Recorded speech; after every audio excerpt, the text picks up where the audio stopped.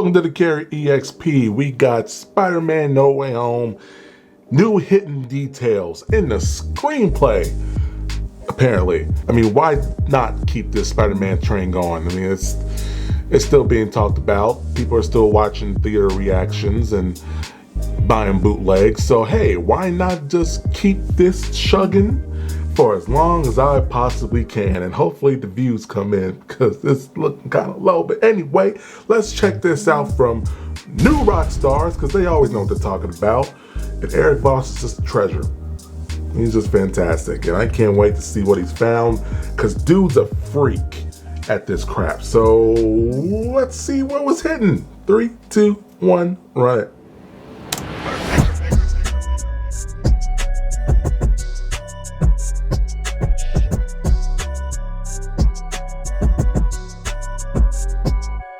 Welcome back to New Rockstars, I'm Erik Voss, and Spider-Man No Way Home was embedded with even more secret layers of meaning than we realized, because this film's official screenplay was just released, and let me tell you, while it wasn't staring wide-eyed and screaming and crying at this movie in IMAX, it was one hell of a read that still made me do all of those things. I poured through all 181 pages of this to find a ton of new details that are not that obvious from watching this film. Some deeper context, subtext, literal texts that made me appreciate this movie's attention to detail even more. And the fact that this movie snuck in a Stan Lee cameo? I swear to God, if they weaken at Stan Lee let's break this down. Now, the version of the No Way Home screenplay that has been released is the final script, the draft submitted for awards consideration. Film scripts are really living documents that evolve throughout production and post-production to give each department a blueprint for the movie as it comes together. So this draft is likely one that the screenwriters assembled after the film's release to best reflect what we actually saw in the film. The title page reads Serenity Now, the No Way Home production title before its public title was decided and announced. Serenity Now is a reference to the sitcom Seinfeld, season 9, episode 3, in which George's father, Frank Costanza, repeats the phrase Serenity Now. Really is a calming mantra that he heard from a self-help tape, but because this is Frank Costanza, it just makes him angrier and bottles up his rage. Serenity Now! Now, when we first heard the production title of this movie was going to be Serenity Now, it just seemed like a random Seinfeld joke. Really, many production titles are just random phrases. However, if you think about it, the core emotional arc for Peter Parker in No Way Home is to embrace Aunt May's Zen mindset of helping people instead of dooming them. And despite Peter's rage exploding against Green Goblin, he must channel his inner Serenity Now. God, I love that scene. And the opening pages transcribe exactly what we saw and noticed in the film. Until page 5, the exposition says that Flash's phone screen shows the Daily Bugle official TikTok. Now, you may have caught this in the quick cut to in the movie, but it is fun to see the script tie in with that whole thing of Betty Brant being the Daily Bugle TikTok intern. Now, another fun visual detail that's hard to catch while watching the movie, when the brick flies in through the window caught by Charlie Cox, Matt Murdock Daredevil, the script confirms that the newspaper message wrapped around the brick misspells the word of believe, almost like they didn't want to spell this pro-Mysterio message with the word lie in it. Now, jumping ahead to the bridge battle against Doc Ock described on page 50, the direction reads, Spider-Man versus Doc Ock, mano a mano,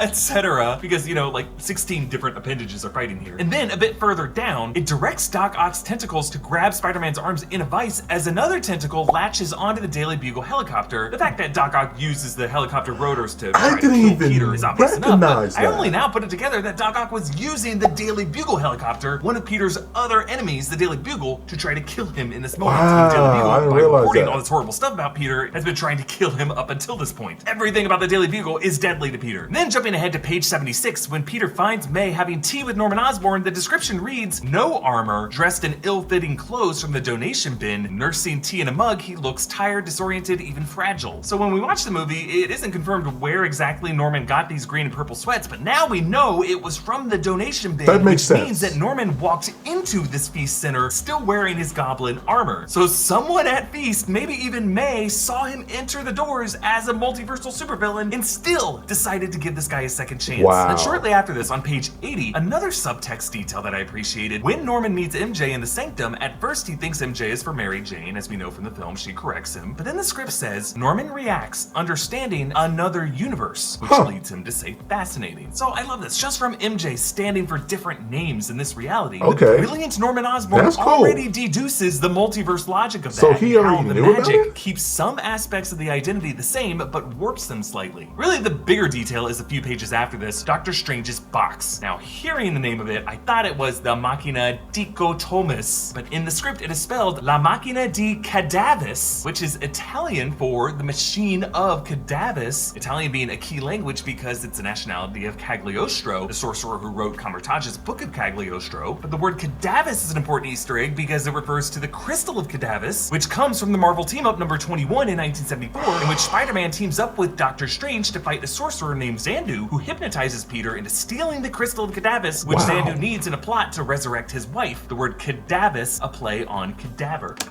Well, I don't know how in the world he does this. Like, this is top. Wow. See, here's the thing. You gotta be like the biggest nerd to even just go through this crazy amount of research, and just the fact that this is literally coming from the pages, the source material, which we all know something Kevin Feige loves when it comes to the movies, you know, maybe recent TV shows. The source material is there. Just pull it out, you know, play with it a little bit, make it your own, as long as you have the source material that goes, you know, with the story that you're trying to tell in live action, you're good to go. And what's amazing about this is months ago, I actually found a clue in the trailer of a car on the bridge with a license tag of MTU 2174, which was a reference to this exact comic issue. That plate was removed from the final cut of the film. Now, on the next page, page 84, it says that when Strange activates the box, golden light was supposed to begin enveloping the villains in their cells, but interestingly, they left this out of the film and saved it for when the spell was complete at the end. Now, in Peter's confrontation with Strange in the mirror dimension, on page 88, Peter, using geometry to best Strange, is described in a pretty fun way. Strange looks around, webs everywhere, closing in on him as the rocks turn and spin. Not so random after all, as Strange is completely ensnared in a web. I love describing it this way because it reflects the way Strange used to see the universe as random, tiny momentary specks within an indifferent universe. But the lesson Strange must learn is that there is always a deeper order to the chaos than he thinks. Yeah, I know I can seem kind of wound up as I'm going through these theories and Easter eggs. So to relax, I like having a nice glass of wine after a hard day. I especially like having a glass that someone else has done the work of picking out just for me. Well, Bright Cellars matches your preferences to the perfect wines from around the world. You take their simple 7-question quiz and then they ship you a customized box of wine right to your door. Each box comes with these cool wine educator cards that teach you all about the wine. Here's the box I got this month. What do we got in it? This month's box. You know, it's goals for me to do this. The card, this Zinfandel also, is I would like love a to rich do something like this in a jam with video. bright fruit flavors, You know, contrasting beautifully with the notes like, of freshly hey, cracked black pepper. Velvety look at this texture with mouse. silky tannins. About a mouse. I'm just gonna walk around the apartment with this But bottle. it's cool Like that a it's pirate, telling about pirate wine, so. with great taste. I've received a bunch of Another boxes from Bright reference Cellars for you over the guys. past year, and based on my feedback, they've adjusted the wines that they send me. Every time I get something new, I always enjoy them. Their selection includes wines beyond your typical grocery store wine with sustainable varieties and biodynamic wines. Bright Cellars is giving our viewers 50% off their first 6-bottle box. That's 6 bottles for just $45. Hey. Crazy good value. Support the There you channel go. by following the link to take the quiz and get started today. So jumping ahead to Aunt May's tragic death on page 116. I totally did not catch this under the music and the tears of this moment, but among Peter's last words to May are, "It's just me and you, okay? It's just me and you." Calling back May, connecting with him. I saw that. You have Okay. to tell me what's going Yeah, on. that's Just sad. lay it out.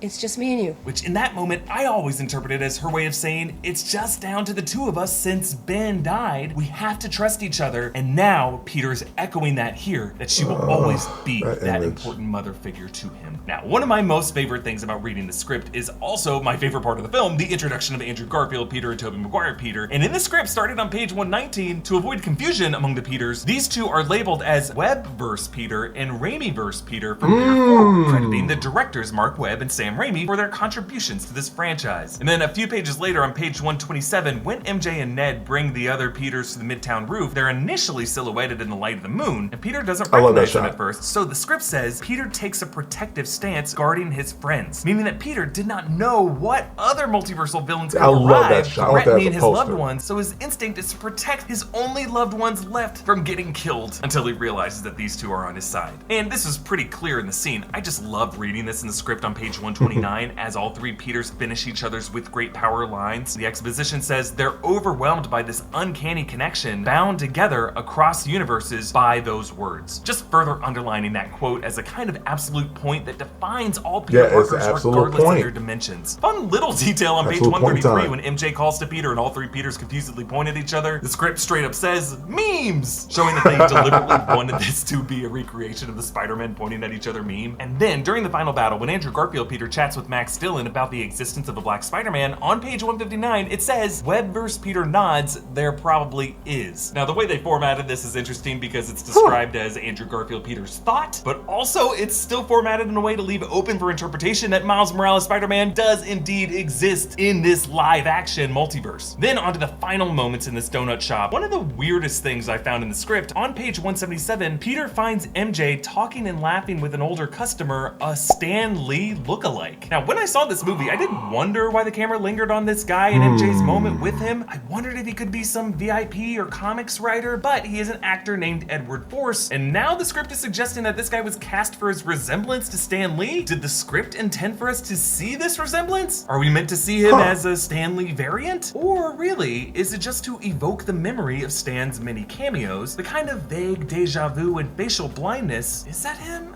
No, not quite. That MJ is now feeling in this scene. Either way, I think it's just a cool, weird thing to keep in the script. And this scene hints at MJ's inner thoughts while chatting with Peter. When he finishes her line about expecting disappointment, because then you'll never actually be disappointed, it says, a flicker of deja vu on her face. And then on the next page, as Peter decides not to tell her and walks out the door, it says, hold on MJ, watching Peter go with a lingering sense of recognition? And then we move on to the final sequence as Peter swings in with his new suit on page 181. The script describes it as a blue and red suit, new for him, but reminiscent of the suits he's seen before, meaning that Peter was directly inspired by those hand-stitched brighter colors of the suits of his predecessors. A major lesson that he learned, rather than having a billionaire engineer design all your tech for you, an important rite of passage is to stitch your own suit. And then the awesome final words of the script, he swings with a newfound sense of freedom, liberated from having to juggle two lives. Peter Parker is no more, but Spider-Man lives on. Fade out.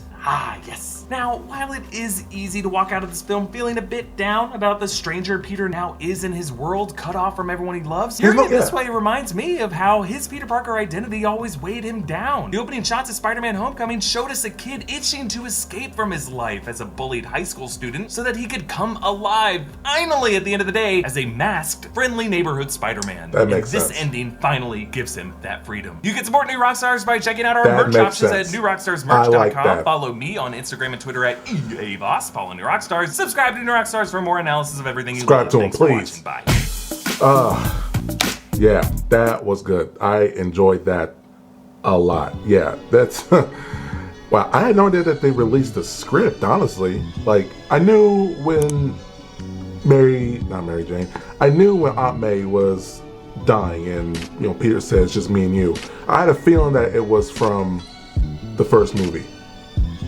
I saw it on Instagram, and I saw that reference, from the video, back and forth, and I was like, wow, that's really good.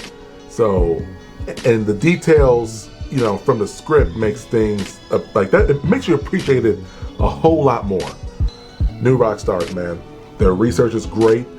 The fact that they can just dig for the source material for certain things, especially for a Marvel film, unprecedented. They're amazing. If you're into this kind of stuff, go subscribe to them because you're gonna love what they talk about. You're gonna, you're really gonna appreciate the things you already saw, and then to appreciate a whole lot more. So subscribe to New Rockstars. You got to do it. Let me know what you think about these new details from the movie. Did it make you appreciate the movie a little bit more?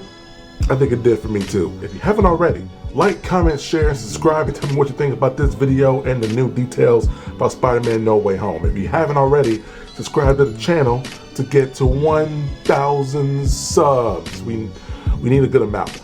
And also, if you haven't already, hit that bell so that way you know the next time I post, okay? All right, so until next time, stay safe, stay healthy. I'm running out of things to say to do something else. So, as always, stay gold.